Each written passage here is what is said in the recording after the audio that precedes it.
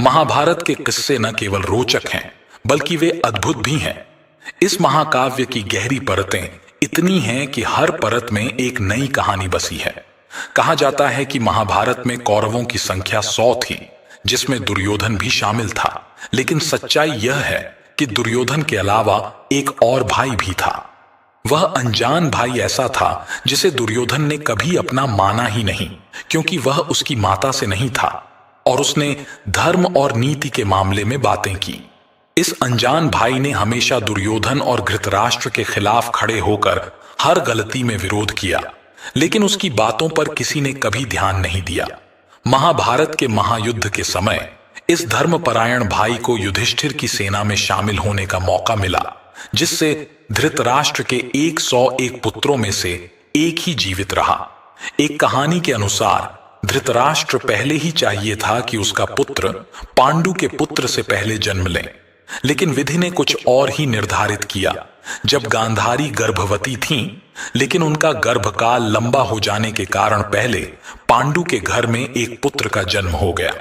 धृतराष्ट्र ने फिर गांधारी की सेवा में नियुक्त सेविका के साथ संबंध बनाया, जिससे एक और पुत्र का जन्म हुआ, जिसे युयुत्सु कहा गया। युयुत्सु का पालन धृतराष्ट्र के पुत्र के रूप में हुआ, लेकिन दुर्योधन ने कभी इसे अपनाया नहीं और उसे अनदेखा किया।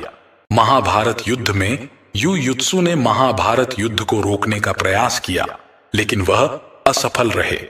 कुरुक्षेत्र के मैदान में उन्हें दुर्योधन के पक्ष में जाना पड़ा, लेकिन युद्ध से पहले जब युधिष्ठिर ने धर्म युद्ध में धर्म की पूर्ति की, तो युयुत्सु ने इस विचार को समर्थन दिया। उन्होंने कहा कि जो योद्धा हमारी ओर आना चाहते हैं, हम उनका स्वागत करेंगे, और जो हमारी ओर से जाना चाहते हैं, हम उनका सम्मान करेंगे। युयुत्सु की इस घोषणा के कारण उसे दुर्योधन ने कायर और दासी पुत्र कहा गया।